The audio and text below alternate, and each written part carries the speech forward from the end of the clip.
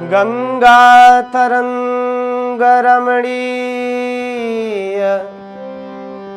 जटाकलापं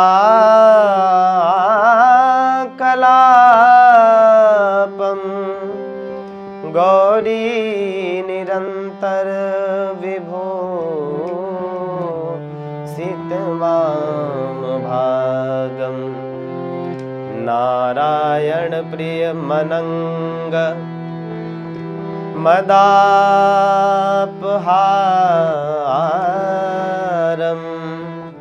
वाराणसीपुरपतिं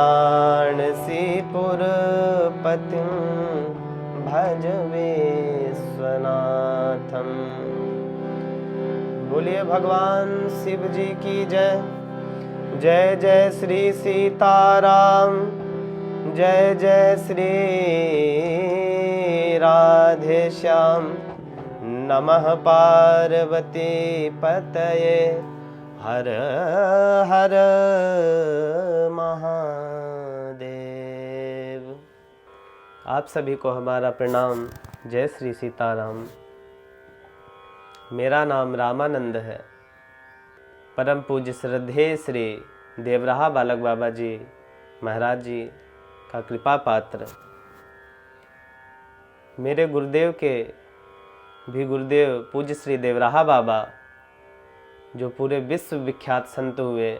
उनके यहाँ इंदिरा गांधी, राजीव गांधी और जितने भी देश के सरकार, प्राइम मिनिस्टर, राष्ट्रपति, सब उनके यहाँ जाते थे, नतमस्तक होते थे। डॉक्टर राजेंद्र प्रसाद भी देवराहा बाबा के यहाँ जाया करते थे। वो जब छोटे से थे, बिल्कुल बालक से, तो फिर वो अपने दादा के साथ, अपने बाबा के साथ देवराहा बाबा के यहाँ गए थे। और जब वो बड़े हुए तो फिर भी देवराहा बाबा के यहाँ दर्शन करने के लिए गए। और देवराहा बाबा को जब अपने बाबा के साथ गए थे, उस समय जिस स्वरूप में देखे थे, बड़े होने पर देवराहा बाबा को उसी स्वरूप में देखा गया।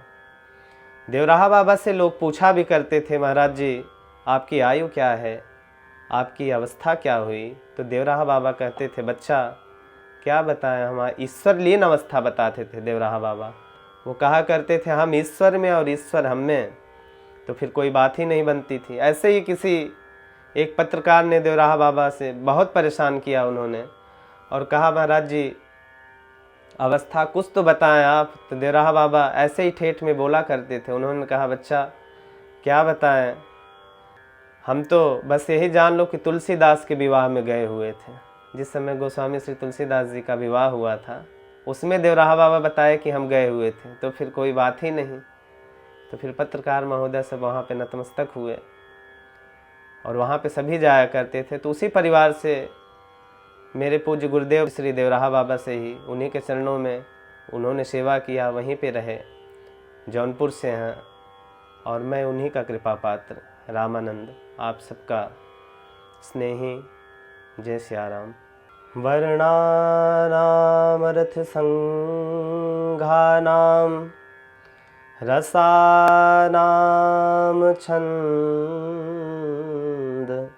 सामपि मंगलानाम च कर्तारौ वंदे वाणी विनायकौ।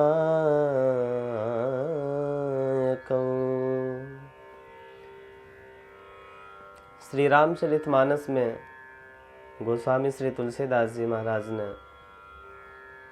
पहला श्लोक संस्कृत में लिखा, जिसमें सर्वप्रथम सरस्वती जी और गणेश जी की वंदना करी है। किसी ने बाबा से कहा कि बाबा गणेश जी तो प्रथम पूज्य होते हैं, कहीं कोई भी आयोजन प्रयोजन कुछ भी होता है, कोई भी पूजा पाठ, तो सबसे पहले गणेश जी की वंदना की जाती है।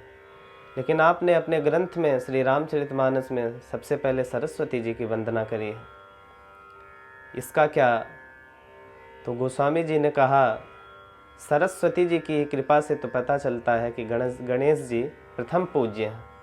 अगर सरस्वती जी की कृपा होती ही ना, तो कैसे हम जानते कि गणेश जी प्रथम पूज्य हैं? इसलिए वंदे वाणी विनायक। गोस्वामी जी ने भवानी शंकरौ वंदे श्रद्धा विश्वास रूपिणौ याभ्याम विना न पश्यन्ते सिद्धा स्वांतः अस्थमेश्वरम। भगवान श्री शंकर जी, शिव जी और माता पार्वती की वंदना करी।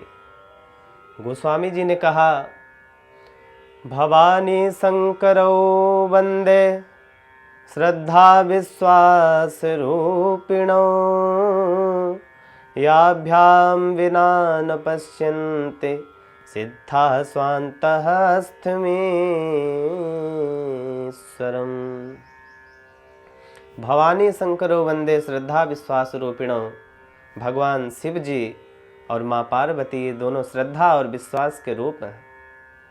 जहाँ श्रद्धा होगी वहीं विश्वास होगा, और जहाँ विश्वास होगी वहीं श्रद्धा होगा। तो दोनों अलग अलग नहीं रहने वाले हैं, दोनों एक साथ रहने वाले हैं। तो इसलिए गोस्वामी जी ने कहा, भवानी शंकरो वंदे श्रद्धा विश्वास रूपिणो याभ्याम विना न पश्यन्ति सिद्धा स्वांतः अस्थमेश्वरम। जिनके बिना बड़े से बड़े ऋषि संत मुनि सन्यासी योगी जन भी श्रद्धा और विश्वास के बिना अपने हृदय में स्थित परमात्मा को नहीं देख सकते। ऐसे भगवान शिव जो हमारे काशी में विराजमान हैं, उनके चरणों में बारंबार बड़े ही श्रद्धा के साथ दंडवत प्रणाम। हिंदू सनातन धर्म को लेकर के आजकल जो समाज में ईर्ष्या, अशांति, इन सब की जो आग लगी हुई है, उसके लिए एक संत पूज्य श्री राजेश्वरानंद जी महाराज जी कहा करते थे कि एक जगह आग लगी, वहाँ पे सभी तो बच के निकल गए, लेकिन 2 लोग नहीं निकल पाए। क्यों? क्योंकि एक अंधा था और एक लंगड़ा था। अंधा चल तो सकता था लेकिन आंखों से दिखती नहीं थी, इस वजह से वो अपने आप को बचा नहीं पा रहा था। और लंगड़े को दिखती थी लेकिन वो चल नहीं पा रहा था। तो फिर अंधे ने लंगड़े से कहा कि तुम आकर के मेरे कंधे पे बैठ जाओ, और आँख तुम्हारे होंगे और पाँव हमारे होंगे, तो दोनों ही इस आग से निकल जाएंगे, दोनों ही बच जाएं। उसी प्रकार आज संसार में ईर्ष्या, अशांति, इन सब चीज़ की आग लगी हुई है। उससे अब बचने के लिए एक ही रास्ता हो, चरण हो युवक के। और वो संत भगवान कहा करते थे कि चरण हो युवक के और दृष्टि हो वृद्ध की। तो आज भी इस संसार में जो ईर्ष्या और अशांति की आग लगी हुई है, उससे हम बहुत ही आसानी से बच जाएंगे और फिर हिंदू सनातन धर्म को आगे बढ़ावा दे पाएंगे। सबसे पहले हिंदू सनातन धर्म को अगर हमें बनाना है, उसको बचा के रखना है, तो उससे पहले हमें किसी के प्रति ईर्ष्या त्याग देनी होगी, तब जा कर के कहीं ना कहीं हम हिंदू सनातन धर्म को। आइए, संगीत साधना की बात अगर की जाए तो संगीत भी एक साधना होती है। कहा गया है, गीतम वाद्यम तथा नृत्यम त्रयो संगीत मुच्यते। गायन, वादन तथा नृत्य, ये तीनों ही मिल करके संगीत कहलाते हैं। संगीत के माध्यम से बड़े से बड़े संत महात्मा, ऋषि मुनि वृंद भी संगीत के माध्यम से भगवान तक पहुंच गए हैं। जैसे श्री नारद जी हमेशा गायन विद्या में निपुण हैं, श्री नारद जी, और वाणी स्वरूपा सरस्वती जी को देखा जाए, वो भी वाणी में निपुण हैं, लेकिन उनके भी हाथ में वीणा हमेशा नित निरंतर रहता है। तो संगीत एक ऐसी साधना है जिसके माध्यम से हमें भगवान के पास नहीं जाना होता है, भगवान स्वयं चल करके हमारे पास आ जाते हैं। तो ये संगीत है। अकबर के दरबार में तानसेन वगैरह सब कोई हुए, संगीत के माध्यम से बारिश हो जाना, अग्नि प्रकट कर देना, कुछ भी हो सकता है। संगीत एक ऐसी साधना है। मनुष्य मात्र जीव की इस संसार में आने का उद्देश्य मुक्ति ही होता है। किस प्रकार हम अपने आप को मुक्त करें, तो उसी में ये संगीत एक ऐसी साधना है जिसके द्वारा भी हम मुक्त हो सकते हैं और भगवान के पास बहुत ही आसानी से पहुंच सकते हैं, भगवान को बुला सकते हैं। संगीत ऐसी साधना है। संगीत में राग होते हैं, इसमें 10 थाट माने गए हैं। राग जो होते हैं वो उनका जनक जो है वो थाट को माना गया है। बिलावल, खमास, काफी, आसावरी, भैरव, भैरवी, मारवा, पूर्वी, तोड़ी, ये 10 थाट रागों के जनक हैं। इन्हीं थाटों से सारे राग उत्पन्न हुए हैं। जैसे सुबह सुबह जो भोर में प्रथम बेला में जो राग गायन करते हैं, राग भैरव, वो किस प्रकार करते हैं, आइए हम आपको अवगत कराते हैं संगीत के माध्यम से। ग म ध प ग म रे सा।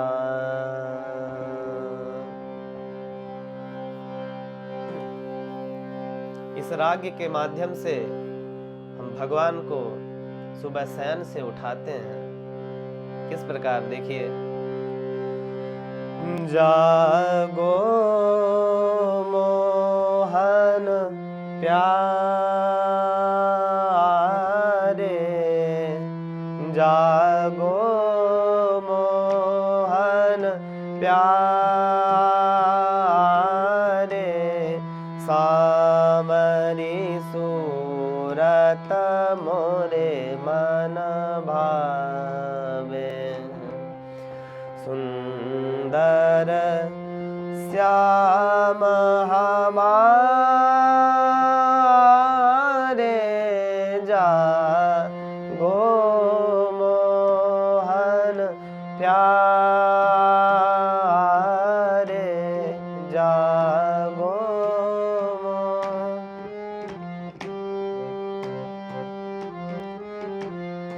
प्रात समय उठी भानुदय भयो, ग्वाल बाल सब भूपति आए, तुम्हारे दर्शन कारण ठाणे, उठ उठ नंद किशोर, जागो मोहन प्यारे, जागो मोहन, सारे ग म ग रे सा प म ग म ग रे सा, जागो मोहन प ध प म ग रे सा, सारे ग म प ध प, जागो मोहन ग ग रे सा नी नी ध प प ध प म ग रे सा, जागो मोहन, सारे ग म प ध नि सा सा नी ध प म ग रे सा, जागो मोहन प्यारे, जागो मोहन प्यारे।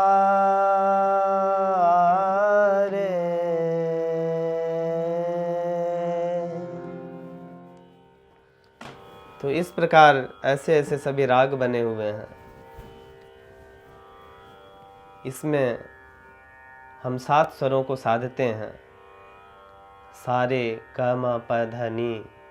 ये सातों सुर शुद्ध स्वर होते हैं और शुद्ध स्वर के साथ साथ इसमें 4 कोमल और 1 विकृत स्वर होता है। रे ग ध नि ये चारों कोमल स्वर होते हैं और तीव्र म ये एक तीव्र म भी स्वर होता है।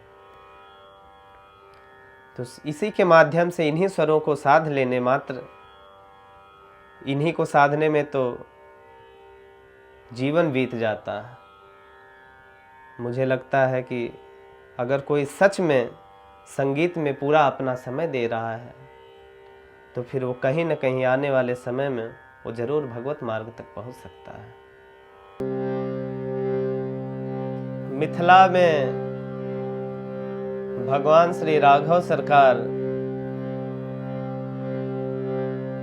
दुल्हा सरकार, मिथिलावासी कहते हैं कि वो कहीं के लिए भगवान होंगे, ईश्वर होंगे, लेकिन हमारे तो बस दुल्हा सरकार ही।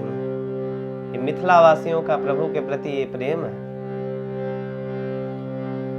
जिस समय भगवान का विवाह संपन्न हुआ मिथिला में और सभी चारों भैया भगवान दशरथ जी के साथ अवधपुरी आने का प्रयोजन हुआ, उसी समय सखियां कहती हैं कि सरकार आप कहीं ना जाइए, हमारे मिथिला में ही रह जाइए।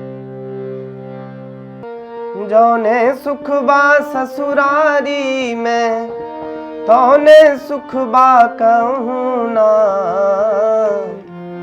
ए पहुना ही मिथिले में रहूँ ना, ए पहुना ही मिथिले में रहूँ ना।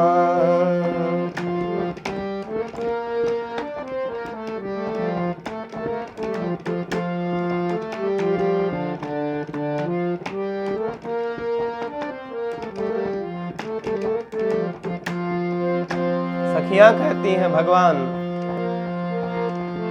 रोज सवेरे उबटन मल के इतर से नहवाइब हो, रोज सवेरे उबटन मल के इतर से नहवाइब, एक महीना के भीतर करिया से गोर बनाइब हो, एक महीना के भीतर करिया से गोर बनाइब। झूठ कहत ना बानी तनिको मौकाए गो देहूँ ना,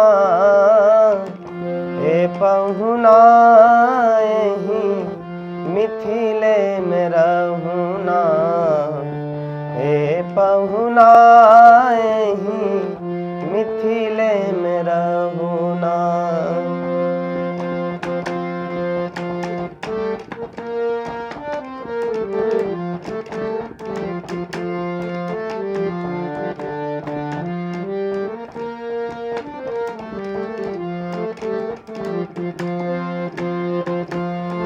नित नवीन मन भावन व्यंजन पर सब कंचन थारी हो, नित नवीन मन भावन व्यंजन पर सब कंचन थारी, स्वाद भूख बढ़ जाई सुन सारी सरहज के गारी हो, स्वाद भूख बढ़ जाई सुन सारी सरहज के गारी। रोज रोज हम करब चिरौरी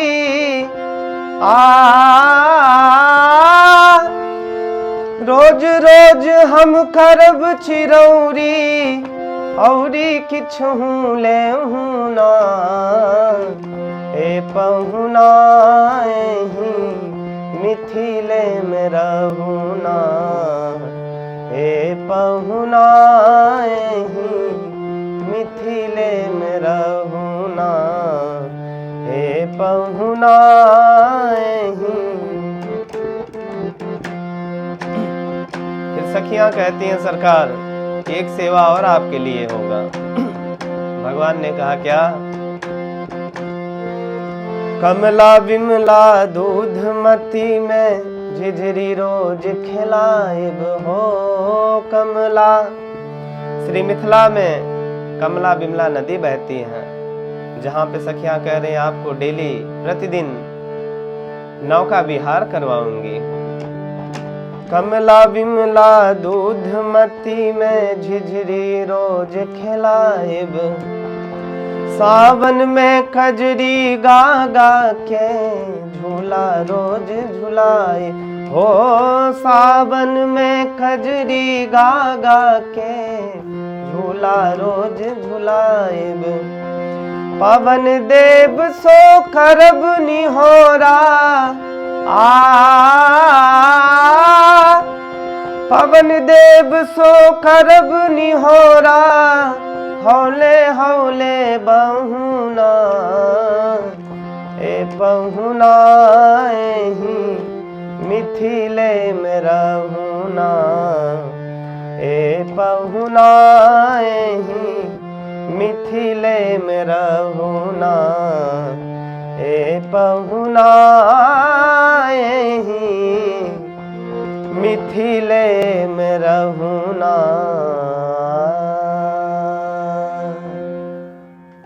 तो आज भी सखियां कहती हैं कि भगवान सरकार, दुल्हा सरकार कहीं गए नहीं, आज भी उनको कोहबर में बंद करके रखी हुई हैं। वो कहती हैं कि कोहबर के बाहर उनके यहाँ विवाह संपन्न होता है, भगवान को कोहबर में बुलाया जाता है, उसके बाद आगे की लीला नहीं की जाती, क्योंकि सखियों का मानना यह है कि भगवान कहीं गए ही नहीं, हमारे मिथिला में और इस कोहबर कुंज में ही प्रवेश किया और यहीं पे रह गए। रामनवमी का अवसर चल रहा है। कहा गया है शास्त्रों में कि बहुत सारे तीर्थ होते हैं, करोड़ों तीर्थ होते हैं, लेकिन इस मनुष्य शरीर उन सारे तीर्थों को नहीं कर सकता इतने कम समय में। तो रामनवमी के अवसर पे शास्त्रों में कहा गया है कि जिस समय भगवान का जन्म हुआ था, रामनवमी के समय में यदि कोई व्यक्ति श्री अयोध्या जी में वास करता है तो उन सारे तीर्थों का फल उसे स्वतः ही प्राप्त हो जाते हैं।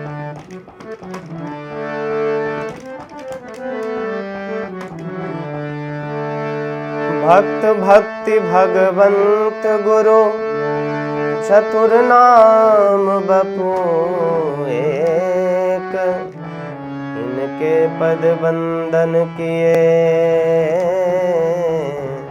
नासहि विघ्न अनेक। कहा गया है कि भगवान भक्त भक्ति भगवंत गुरु, भक्त भक्ति भगवान और गुरु। जिस प्रकार गाय के थन देखने में 4 मालूम होते हैं, लेकिन सब में एक सा ही दूध भरा होता है, उसी प्रकार भक्त और भक्ति भगवान और गुरु, इन चारों में से हम किसी की भी आराधना और पूजा कर लेते हैं तो ये तीनों के तीनों स्वतः ही प्राप्त हमें हो जाते हैं। तो आइए रामनवमी के उपलक्ष्य में भगवान श्री राम का प्राकट्य हुआ है। प्रगट भेला चारु भैया हो रामा, राज महल में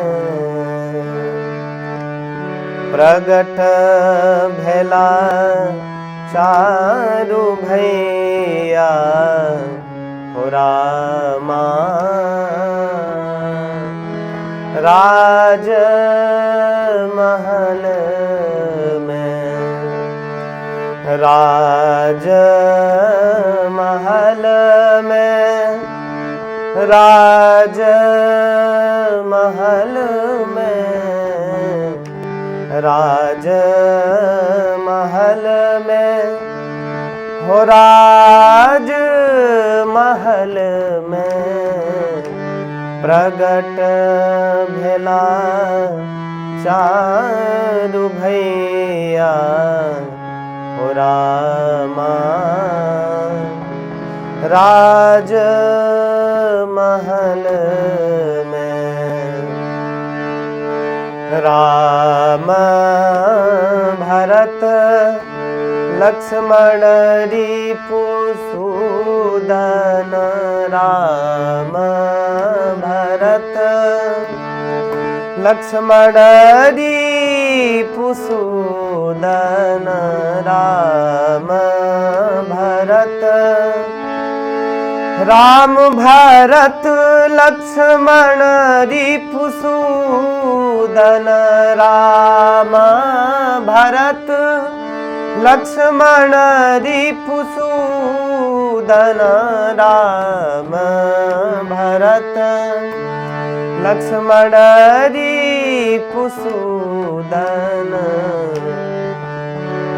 धन धन भैली तीनों मैया हो रामा, धन धन भैली तीनों मैया हो रामा, धन धन भैली तीनों मैया हो रामा, धन धन भैली तीनों मैया हो रामा। राजमहल में प्रगट भेला चारु भैया हो रामा, राजमहल में। बोलिए श्री सीतारामचंद्र भगवान की जय।